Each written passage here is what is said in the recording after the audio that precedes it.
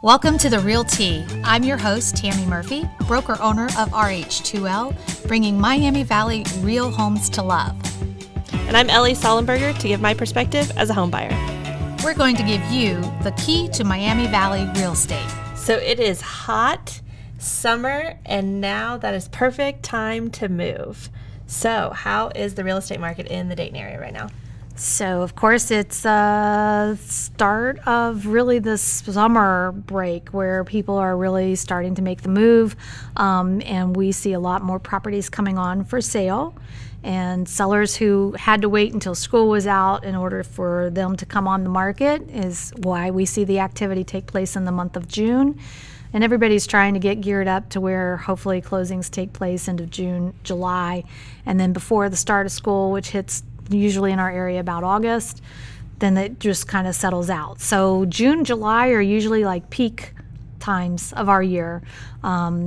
We saw a time where they really weren't tied as much to the school year. If they needed to move, they still moved. But we've kind of gone back to that, where people just want to move when it's convenient for them. Mm-hmm.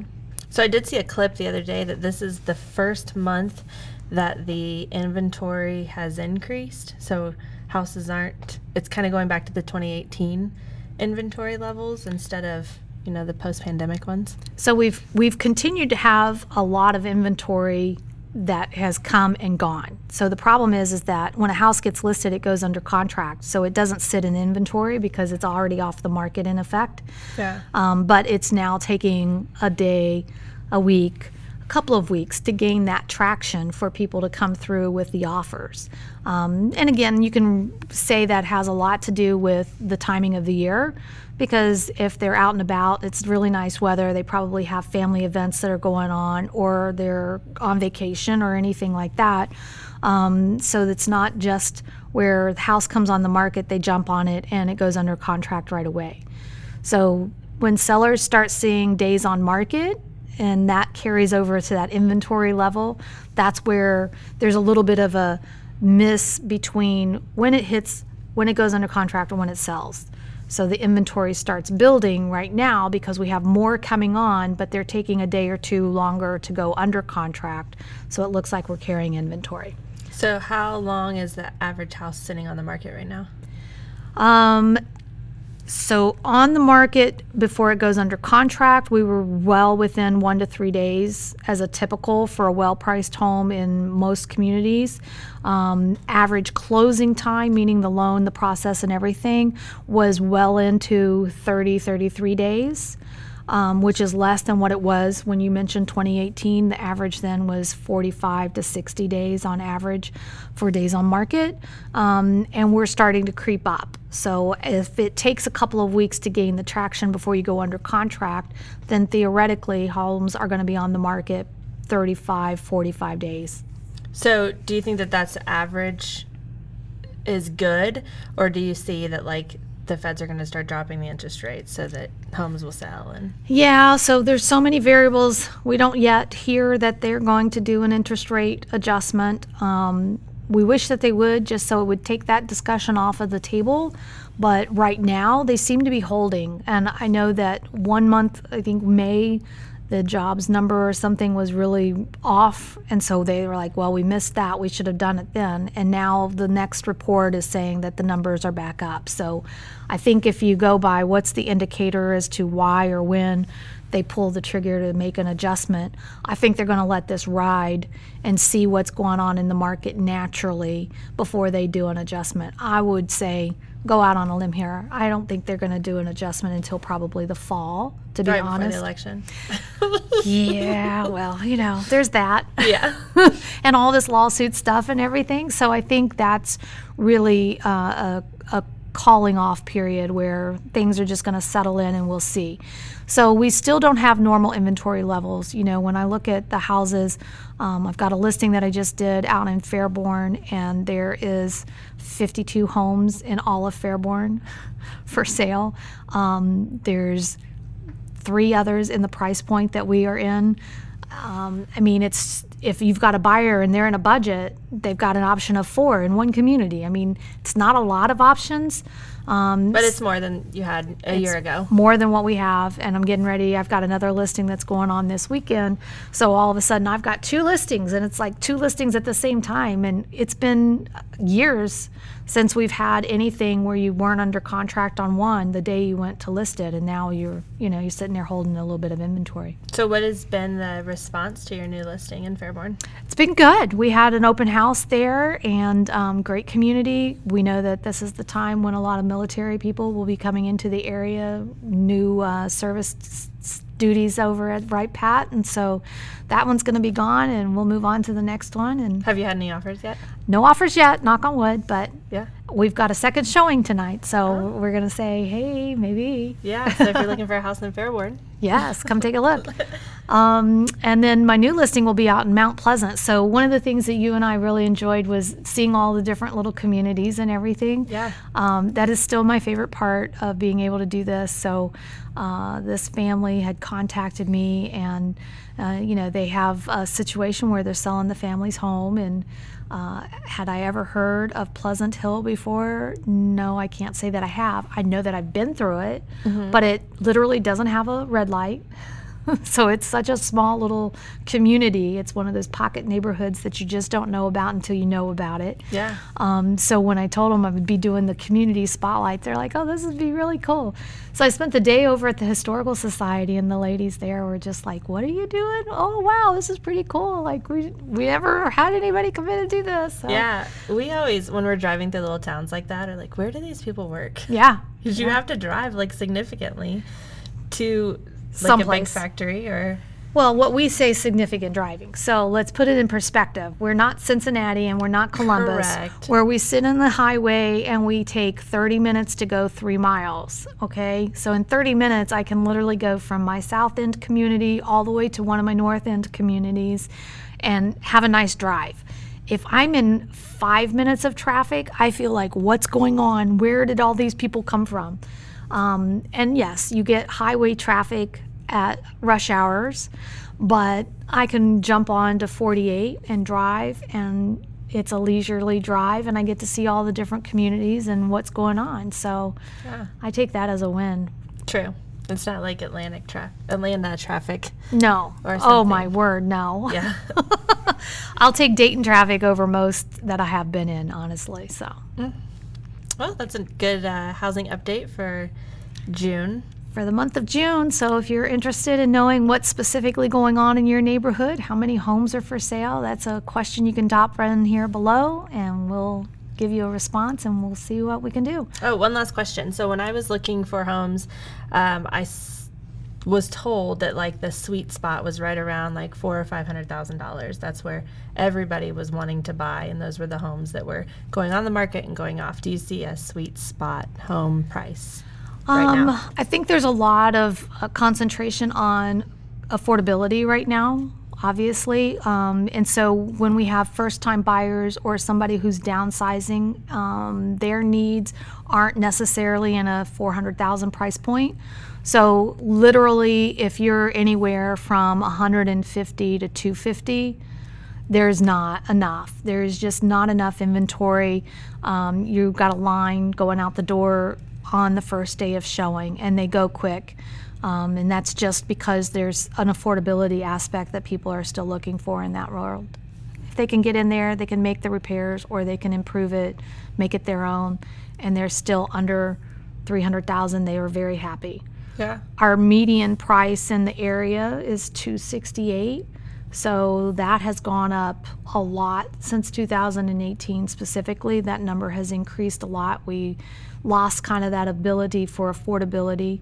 So, But we're still more affordable than a lot of the other places in the United States. Oh, absolutely. I mean, that's why we see a lot of people moving to our communities from East Coast, West Coast, and even from the South markets, because the housing prices in Atlanta, in Florida, and any of those coastal areas is much higher than our price point. Yeah. So they hear 268 and they're like, oh yeah, I'm in for that.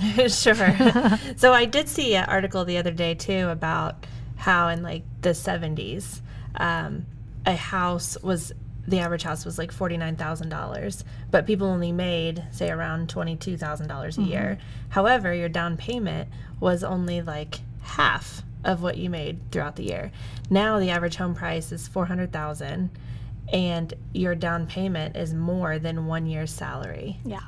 Yeah, and that's a big discussion right now. So the home that I grew up in Dayton, my parents bought for $48,000. They had a 17% mortgage rate on the home, and monthly payment was, some ridiculous $500 a month or whatever for a 2-story home that we lived in. It was 1 bath. We added a half bath eventually, and we did make some improvements to it. That house sold throughout the course of time or whatever, but I did pull it just out of curiosity's sake. It sold in, I want to say 2012 for $85,000. Wow. And so that tells you there what the difference in the market was. But it's just homes that I grew up in that neighborhood are now being listed in excess of $120,000. And it's like, in my neighborhood that I grew up in, I wouldn't have expected it. But it's just the inventory by far isn't there. And so we weren't constructing the homes that we needed in order to keep people in, changing their addresses and everything.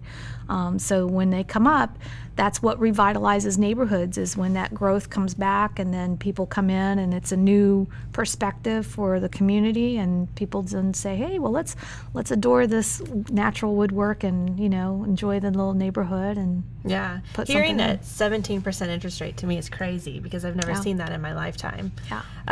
But not saying I'm old. No, not at all.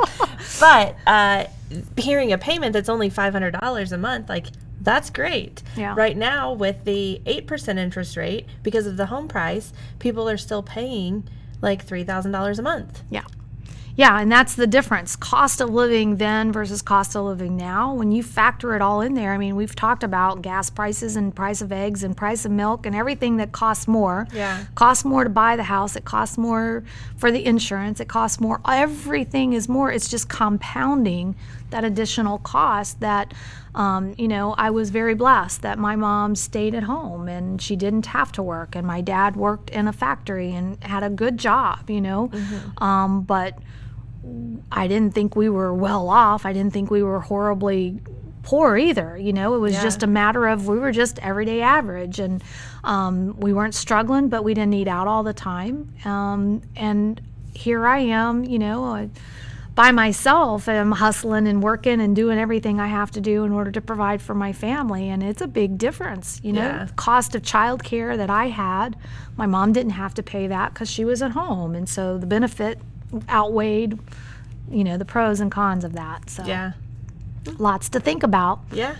I think with COVID, we found a quality of life that people wanted. In being back at home and working from home and enjoying that interaction with family life. And for that's why we saw a lot of people staying in their homes and not selling. So that eliminated some of that inventory that we would have naturally have come onto the market.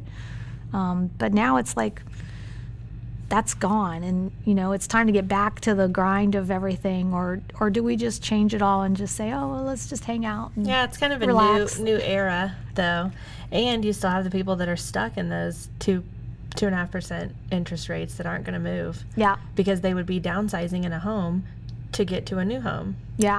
And so that's where we see some loans coming out. We'll talk about this because some of the warnings, writing on the wall, things to be aware of. We don't want to repeat the bad history, right? So we know how negative 08, 09 was for our area because we had loss of jobs, and then we had the housing foreclosures and all of these things that happened. We don't want to go down that path. And we've got all these changes that are taking place in real estate and just the process of being able to buy and sell. But now we're hearing from some of the lenders where because they know how tight the budget is for people, that they want to be able to tap the equity of their home. So here's my caution to you as a person out there. If you're sitting in your home and you have, let's say you're in a $200,000 home and you've paid down on your mortgage, so maybe you only owe $100,000. Well, that extra $100,000 sounds like it'd be a great thing to tap into to offset, pay some bills, maybe pay off the credit cards, do some things, right? Take a family vacation. I'm going to caution you to make sure that if you're making that type of a decision, that you understand the full repercussions of it. Because what happened before was people were tapping into equity they thought they had, but then when the market adjusted, that value was gone. And now they were over on their mortgages, which means they owed more money than what the house value was. So even if they wanted to sell it, they couldn't sell it to clear what they owed on it because they had taken that money out. So not necessarily just when we talk about a home line of improvement or a HELOC or anything like that, but there is a lender that's come out and said that they're going to do a silent second. Silent seconds are very, very used with discretion because it's a loan that you're committing to, but you're not yet having to pay it. When the first note is paid, then the second one will kick in. And I know that I had multiple people who did not realize that that was what they signed up for, and it was legitimately their signature on these documents. But all they heard was, you get access to this money, but you don't have to pay it back. They didn't hear pay it back and win, right? So does interest accumulate throughout the entire so it depends length of the first loan? Depends on the loan itself, how that's worded in there. But the dangerous part of that is you think you finally made your final payment on your mortgage, or you go to sell it, and now when the title company comes in and they say, well, yeah, we see that you owe this $100,000 on there, but did you know you owe this additional $50,000 for this second mortgage? And everybody's like, I don't have a second mortgage. I've never made a payment on a second mortgage. You're correct, because it was a silent second. So that's one of the things that I saw that I'm like, man, I want people to really be aware. It sounds great. Yeah, I want to tap the value of my home and get some equity money and pay down some things and take the vacation, but do it knowing what you have to pay back or how it gets paid back. And that's one of the things I would caution people about, so we don't go down the bad rabbit holes. Yeah, I've never even heard of this before. Yeah. Well, that's a good tip for our listeners today. Yes, please be cautious and ask questions and make sure you call a friend, right? Thanks for joining us today on the Realty Podcast. If you enjoyed the knowledge and entertainment today, please subscribe and share with your friends. We will be embarking on a journey that bridges the gap between realtors and clients, uncovering the heart and tea of real estate.